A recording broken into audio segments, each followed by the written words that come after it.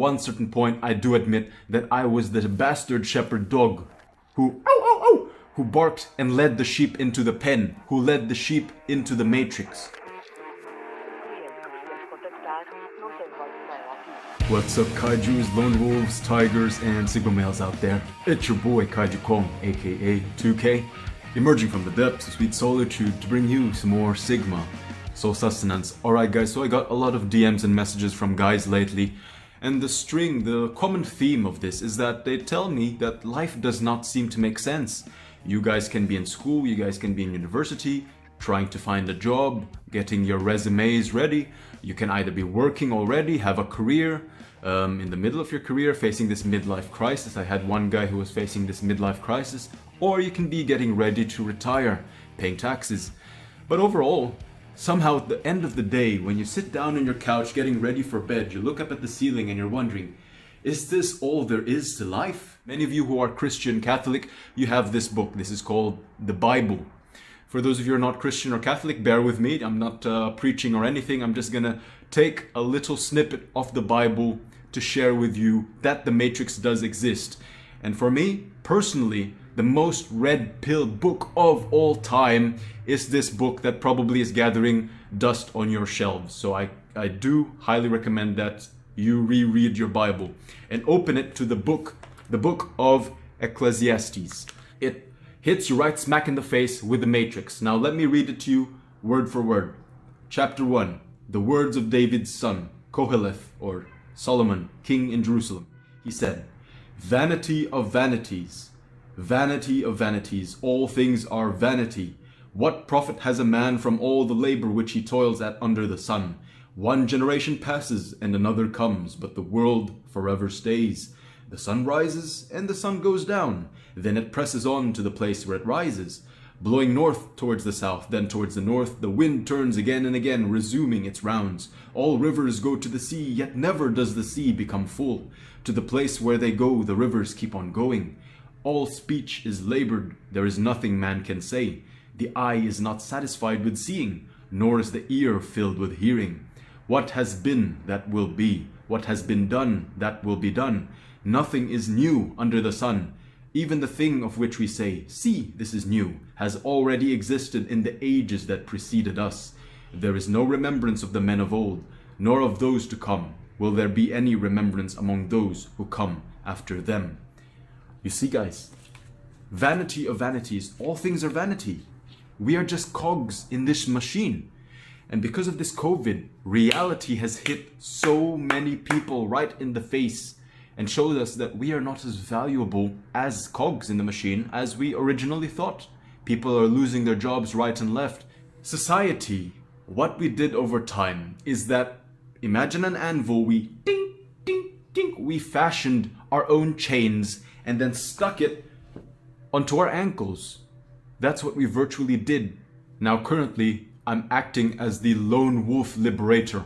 I spread the message of freedom. I spread the message of liberation, to think beyond, to think outside of the box, to break the chains of society. But at one certain point, I do admit that I was the bastard shepherd dog who barked and led the sheep into the pen, who led the sheep into the matrix. When was this time?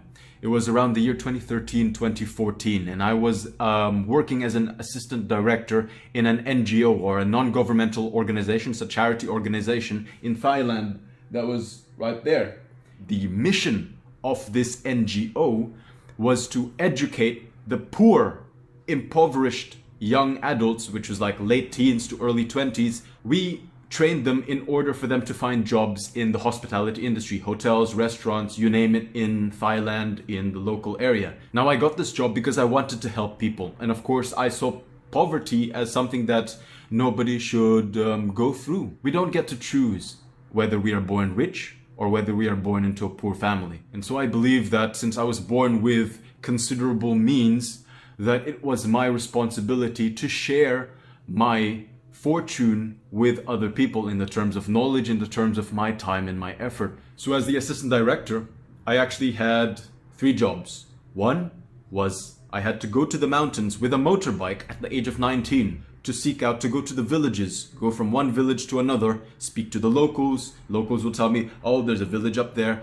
And then I advertise our school. I gave the parents the brochures, I gave the parents the information, and I also encouraged the students or the young kids to come instead of spending their time on the rice fields, because the rice industry pays them almost nothing, to instead have the opportunity to earn more money by studying with us, and then we will find them internships and we'll help them to find them jobs. The second job responsibility was to go to the capital or go to these touristic spots like Chiang Mai, Chiang Rai, and go to these different hotels and restaurants and advertise our students as well, to secure them jobs, to secure them internships, to help them, set them on the road to earn more money in life and to help their families back home.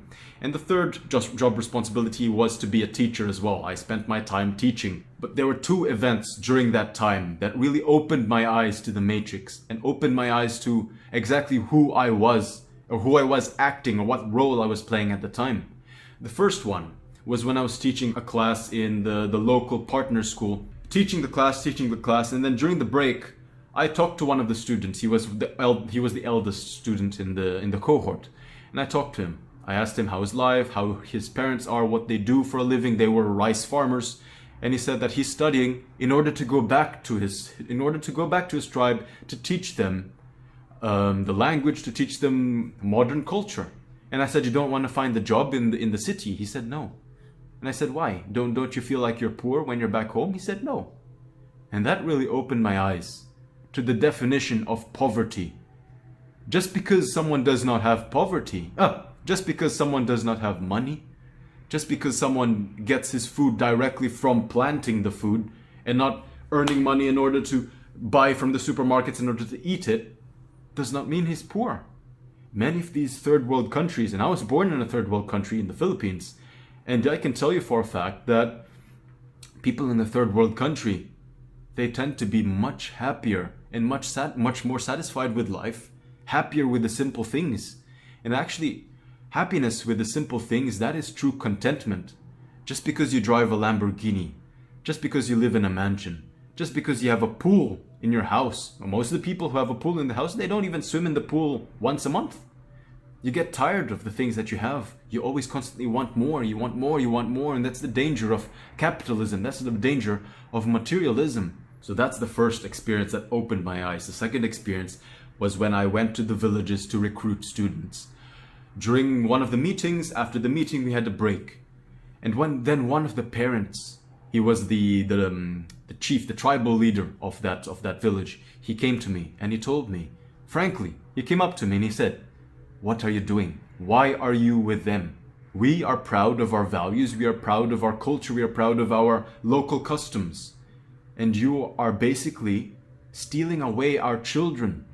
Not like, he said, in the past, what happened was tribes would conquer another tribe, take the kids, take the wives, and then indoctrinate them in their own, indoctrinate the future generations of the rival tribe in their own customs, thereby destroying and brainwashing the kids to become part of them. He said, virtually, you are not conquering them by force. You're conquering them with sweet lies. This matrix, it may look easy. Look, there is no nice couches like this in the villages. I never saw a couch this big in the villages. They were basically sitting on the floor. That is the danger. That's why it's very inviting for those from the outside to want to be a part of the matrix, because the matrix has its own perks. But that is the difference between a monkey in a circus and a wild monkey. A monkey in a circus is provided bananas whenever it wants, is provided a steady stream of water, it's provided shelter, it does not have to worry about the rain, it does not have to worry about starvation, because the circus provides for the monkey. But the monkey has to also perform for the circus in return. In the beginning, it may have started out with basic goods such as easier access to food, easier access to water, easier access to shelter, easier access to life's comforts. But then eventually you become and you step into this materialistic world, and you always want PS5, you want a bigger screen TV, you want a bigger apartment, then you want a nice motorbike, you want a nicer house, a bigger mansion. There is no stop to what you want in this capitalist world, and that's what they want you. That's how they trap you and how they build the chains around your neck, around your wrists, around your ankles. The more you want and the more that you buy, the things that you own end up owning you. It's like the guy in Pinocchio and saying, oh, look at this, oh, Wonderland, Wonderland. And then in the end up they become donkeys. And what's your name? Okay, you'll do. In you go. You morsel bring a nice price. That's happening to the rest of the world, my friends. They invite you with pleasure. In the end, you engage in pleasure, you engage in pleasure. In the end, you become a donkey working for the system. Quiet!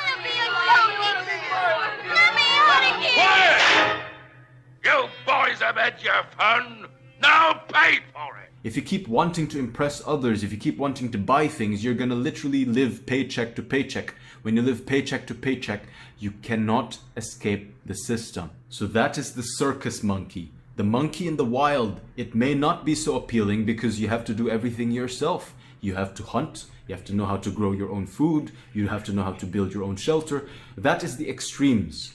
But if you're born in the matrix already and you recognize that the matrix exists and you recognize that there is the other paradigm, which is the monkey free, the tiger in the wild, because the tiger can also be in the circus. But how do you break free from the circus and become a wild tiger? First, you have to learn how to minimize your wants and your needs. You have to know exactly what truly counts for you. Buy the things that you want. Not the things that are connected to somehow you want them because you're gonna impress someone that you don't even know. Or you impress a girl that you don't even know. I can tell you most guys, they dress nice and they dress fine and everything, but are they gonna sleep with a girl at the end of the day? No. That's a fact, guys. You're walking around peacocking. At the end of the day, did you get a girl? No. So what's the use of buying those clothes? What's the use of wearing that perfume or buying those nice chains? Chains, you see? You're buying chains. Doesn't that sound funny? So if you really want to escape, my friends, focus on saving up that emergency fund. Can be 6 months minimum or 1 year. Once that's finished, set that aside. Don't even look at it unless you have a true emergency. Then the subsequent salaries that you earn, your savings will be reinvested into your escape. Learn new skills. Learn how to plant food. Learn how to plant fruits, vegetables. Then, if you have a lot more money, you can buy land. Buy land on which you can plant, or you can even buy like a Jeep or a mobile home with which you can just travel the world. Buy your escape, my friends. Earn your escape. You can either continue being a monkey in the circus, but a woke monkey in the circus, that you're not attached to too much needs, too much materialism, always wanting things, because if you want things, you're gonna there's a risk of living paycheck to paycheck. If you live paycheck to paycheck, you do not have savings, you're gonna be stuck with your job because you're scared of getting fired. Why? Because if you get fired, you don't have any emergency fund with which to survive. And why don't you know how to survive without money? Because you were never taught how to hunt. You were never taught how to grow your own food. You were never taught how to build your own shelter. And you were never accustomed, because of the comforts that you grew in, you were never accustomed to the life in the wild. That's the thing that we hate the most as Sigma males. For people to tell us what to do with our lives, what to do with our time, and how to do it. The thing is, if you're a slave to the wage, if you're a slave to the salary because you have so many wants and so many needs, and you're attached to the world, attached to women, attached to what people think about you, no matter what you think, no matter how you want to live your life, no matter how much you hate people telling you what to do, you're still gonna have to accept that people telling you what to do, because you cannot escape. You're a slave to the wage, my friend. That's the fact of life. You change yourself. So you have to try to make yourself as well free. That's the message of today. So this is Kaiju Kong signing off. Thank you very much for joining me, my friends. Till next time, stay strong.